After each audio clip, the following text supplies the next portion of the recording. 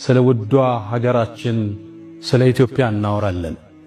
ኢትዮጵያ የበርካታ ብሔር ብሔረሰቦች ምድር፣ ቀለመ ብዙ፣ ብሔረ ብዙ፣ ቋንቋ ብዙ ኢትዮጵያ አላህ ከርሰ ምድሯንም ሆነ ገጽ ምድሯን የባረከላት የረድኤት ምድር።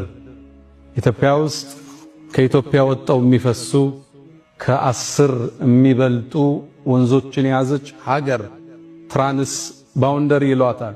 ወደ ኢትዮጵያ የሚፈስ ወንዝ የለም ከኢትዮጵያ የሚወጣ ቢሆን እንጂ። ኢትዮጵያ ከ30 የማያንሱ ስመጥር ሐይቆችን የያዘች ምድር። ሳውዲ አረቢያን ብንወስ አንድ ሐይቅ የላትም።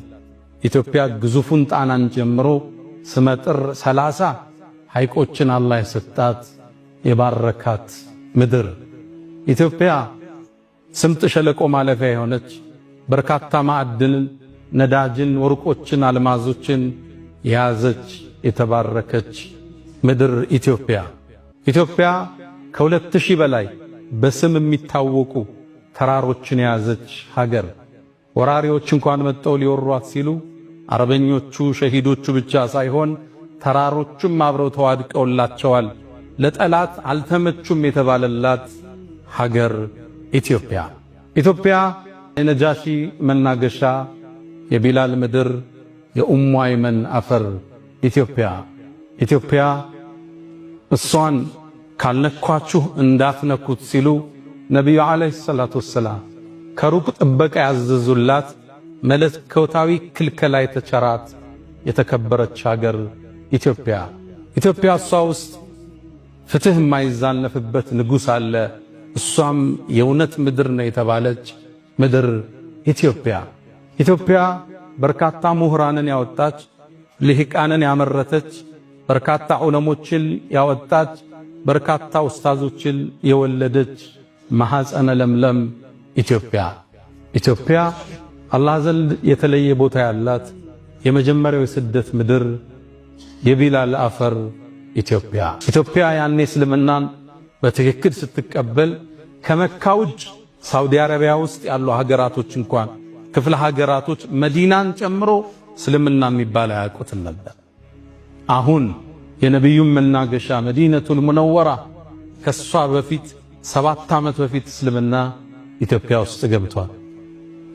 ኳታር እስልምና ከመግባቷ 13 ዓመት በፊት ኢትዮጵያ ውስጥ ገብቷል። ያሁኗ ዩናይትድ አረብ ኤሚሬትስ ዱባይ ውስጥ እስልምና ከመግባቱ 15 ዓመት በፊት ኢትዮጵያ ውስጥ ገብቷል። ኢራቅ ውስጥ እስልምና ከመግባቱ 20 ዓመት በፊት ኢትዮጵያ ውስጥ ገብቷል። ጎረቤት ሀገር ግብፅ ውስጥ እስልምና ከመግባቱ በፊት 30 ዓመት በፊት ኢትዮጵያ ውስጥ እስልምና ተገብቷል።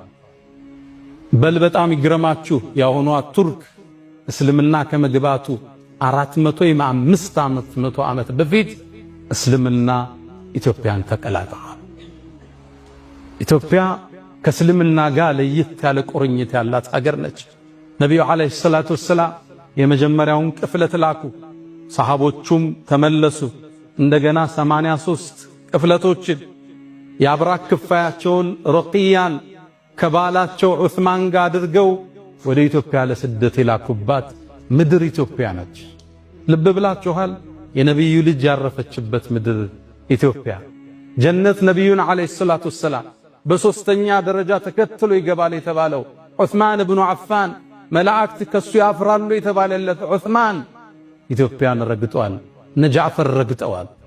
ስለ ኢትዮጵያ ያለን ዕውቀት እጅግ ቁንጽልና ትንሽ ብቻ ነው። የነጃሺ ምድር ነች። ፍትሃዊ ንጉሥ የእውነት ምድር ነች ኢትዮጵያ። ነጃሺ ሲታወስ የመጀመሪያ የሰለመው ንጉሥ ማለት ነጃሺ።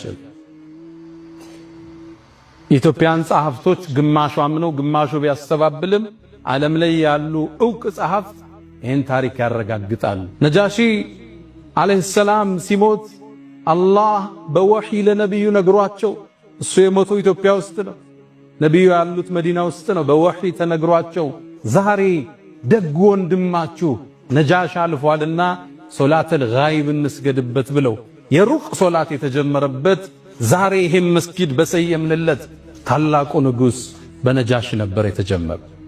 ሶላተል ጋይብ ሲሰገድ ስናይ ነጃሽ የዚች ምድር ላይ ይታወሳል። ፍትሃዊው ንጉስ፣ አሸናፊው ንጉስ፣ አማኙ ንጉስ ነጃሺ። እሱን እናስታውስ ዘንድ በአፍሪካችን ትልቁ የሚባለው ይሄን ትልቅ ኢንስቲትዩት በሱ እንዲወሰንም መታሰቡ ለዛ ነው።